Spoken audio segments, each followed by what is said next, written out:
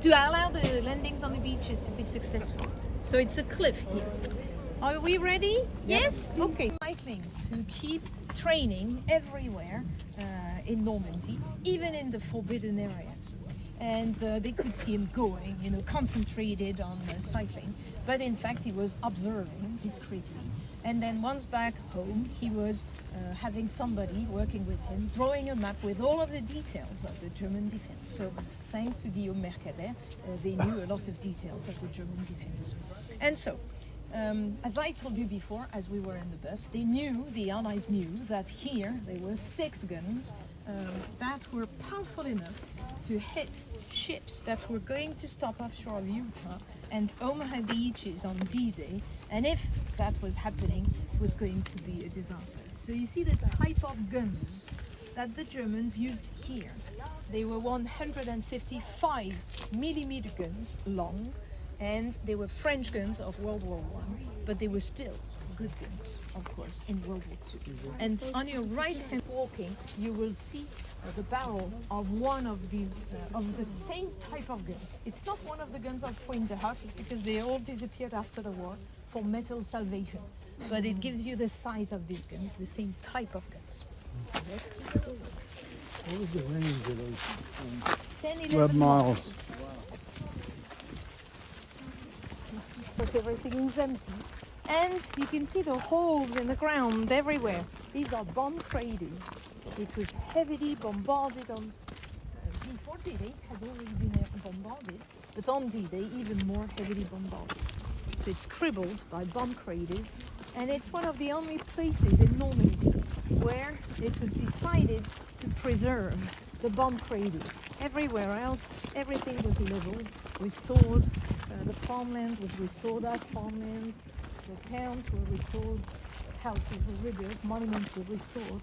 But here it was decided to preserve all of this, to let it become a memorial to honor what the sacrifice of the Rangers in Normandy. I'm going to take you to the left instead of this group that is moving. What's up? You getting on okay? Yeah.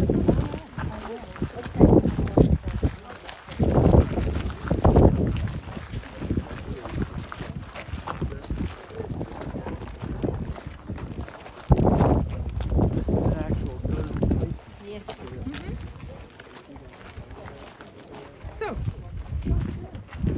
you saw all of the bomb craters. My picture is not so big, but I hope you can see this picture was taken on April the 21st, 1944, before D-Day.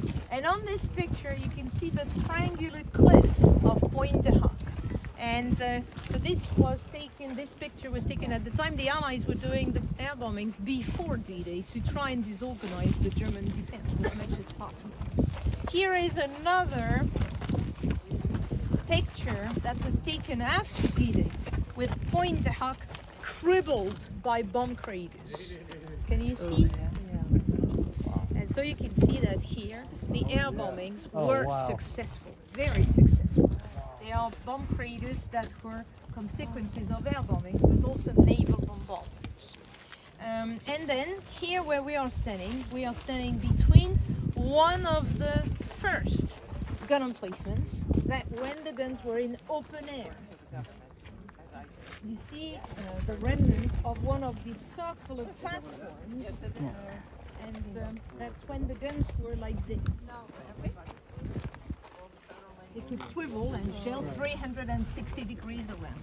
But then Rommel said that they had to be protected against air bombings, so they started building new gun emplacements, as you can see on your left-hand side. And if they had been completed on time, the guns would have been put inside. But only 2 of the new gun emplacements were built, and they were empty on D-Day because they had not been completed on time. Then, on the other side, as we're going to keep walking towards the cliffs where the Rangers landed, you will see one of the underground bunkers.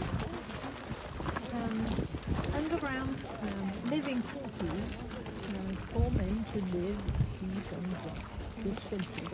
So there were 12 guns of infantry that were built here at Pointe de Seine.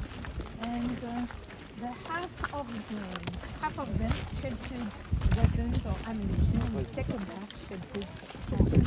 As I told you, there were 150 German soldiers and artillerists here. It was not a lot, but remember, this happened towards the end of the war. The German forces had already lost a lot of forces in Soviet Union, but also in the south of Italy before, and in Africa campaign also before. So Hitler had millions of soldiers still fighting against the Russians, dozens of thousands in the south of Italy, and the rest was spread out to occupy the rest of Europe. And he could not have 1,000 men at each stronghold. And as a consequence, there were plenty of small groups. And here, he was not going to use his best forces, the Nazi fanatics, doing nothing for months and months. They are. So there was a lot of young men that had never fought before. Young men without experience. So men after 40, 45 years old, the type of fighters who could also have done a good job against the Russians here in the Rangers were special forces, as I told you. So it was not balanced, of course. But the Rangers came from the sea and landed at the top of the cliff, and the Germans were on top of the cliff with all the weapons, of course. Karen, question. Yes? Your photograph showed, hundreds of bombs. How did all those bombs miss the 6 guns? Well, don't worry, they didn't miss the guns. I'm going to explain you. Oh, okay. Okay, so the question was about, on the picture you can see many, a huge quantity of bombs, of air bombings, and how did the guns stay intact? And my answer was, don't worry, they were not intact. But I am going to explain you what happened. So, the sea today is really nice. The Allies would have loved coming ashore a day like today, but it was not the case. As I told you, the sky was very cloudy, there were thick low clouds, it was windy, and it was rough seas. Offshore of Pointe de Seine and Omaha Beach, which is a little further on our right-hand side to the east, it was really, really rough seas. And the landing craft of the Rangers who came to Pointe de Seine had big troubles. They were released, the landing craft from the ships, they were released 10 miles offshore. And they had to do the 10 remaining miles on their own to go to Pointe de Seine. But by the time they were launched at sea, one landing craft immediately sank. Another one sunk a little later, and another one capsized. So it was all completely disorganized. And there were 2 groups of Rangers who were supposed to come to Pointe de Seine. The first group had to come ashore at the foot of the cliff at 6:30 in the morning. And they were 225 in this first group. And they had to be on top of the cliff before 7 o'clock. And then they were those who had so many problems offshore. So they were not 225 Rangers anymore when they came to the foot of the cliff. And they lost a lot of time because the landing craft, if they didn't sink, were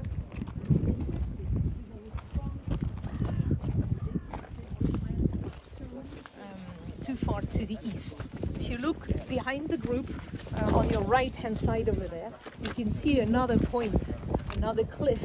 It's beyond the Pointe de la Percée that you can see over there, that Omaha Beach is. And we'll go to Omaha Beach after Pointe de Seine.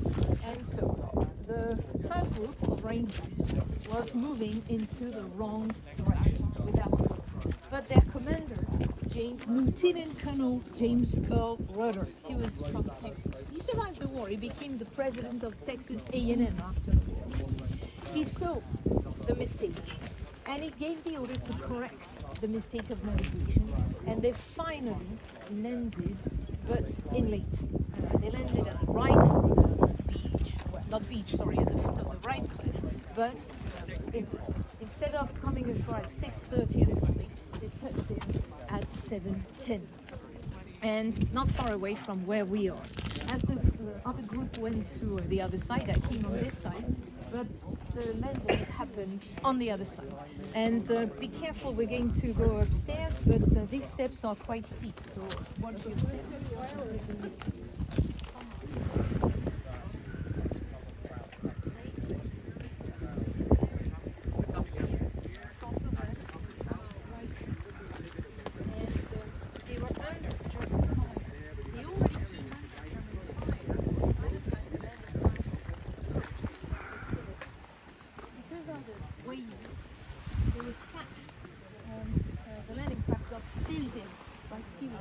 All of the ropes on board of the landing craft got wet, and by the time the landing craft touched down, so two landed right here, and the part of the cliff where we're standing, and the others on our right hand side, and then they immediately fired the rockets to put the grappling hooks to the top, but then the ropes were too heavy, and most of the grappling hooks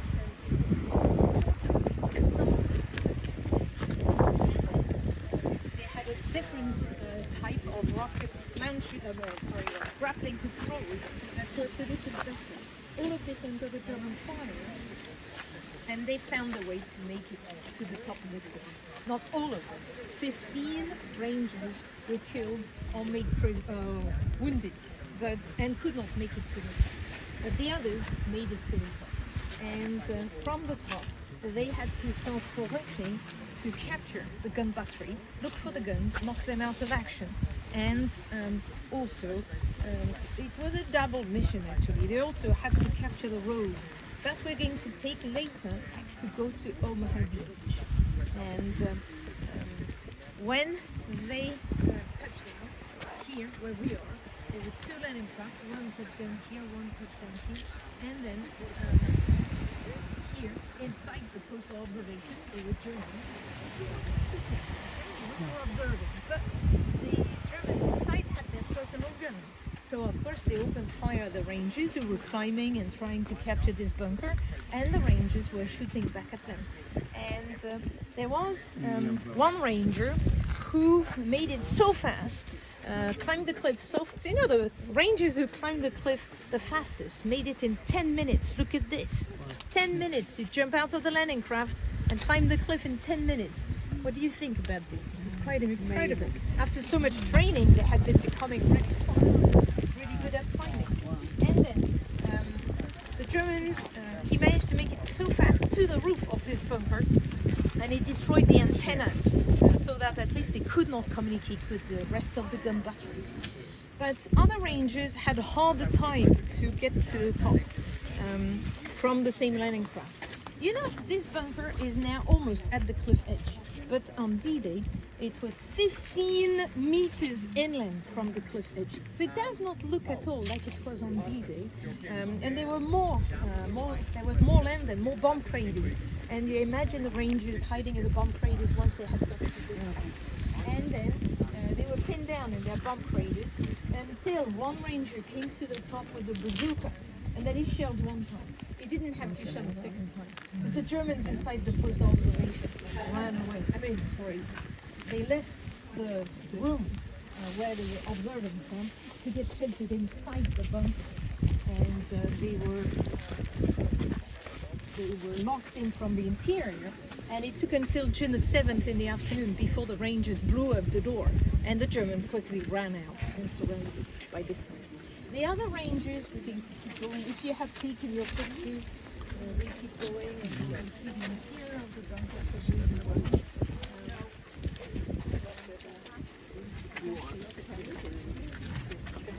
And see here, by the time we're walking beside these German bunkers, look at how thick constructions in concrete they are. These German bunkers were built by the German organization to employ the lot of forced workers. But not only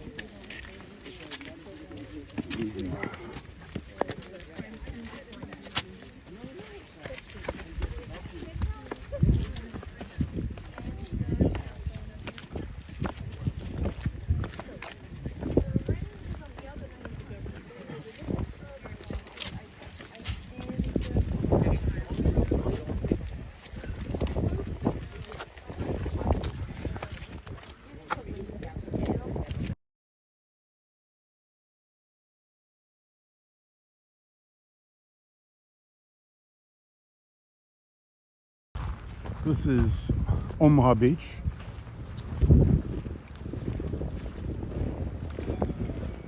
And the memorials to the landing in June 6th, 1944.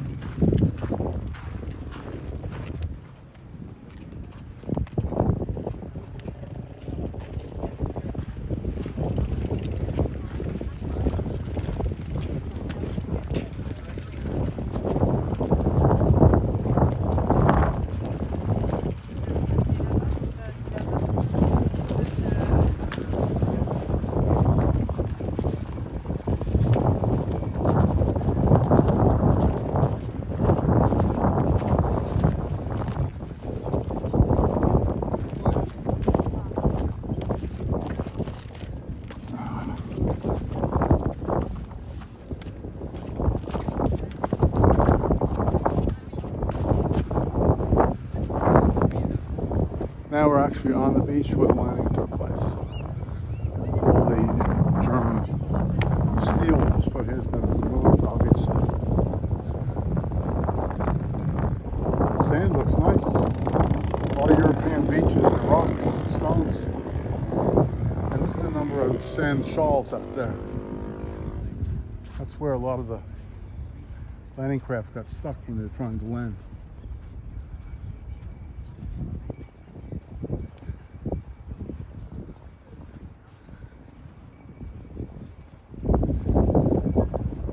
In the background you see the cliffs, and there were bunkers in the cliffs. Most of the bunkers have been removed, or they're covered by foliage currently. Visualize 7,000 soldiers landed in this beach at 6 in the morning.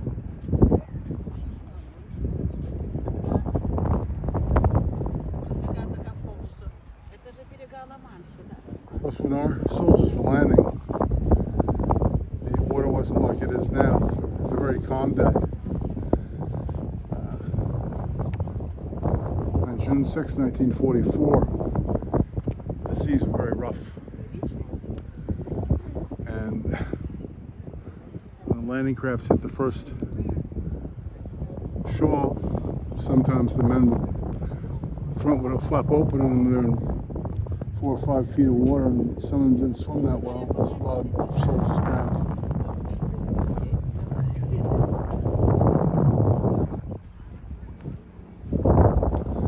This is a modern art concept as a memorial beach.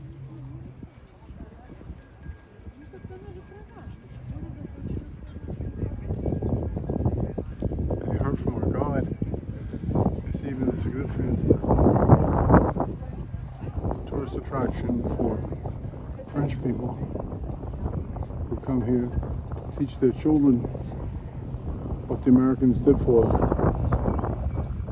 When the Americans, as liberators, came to liberate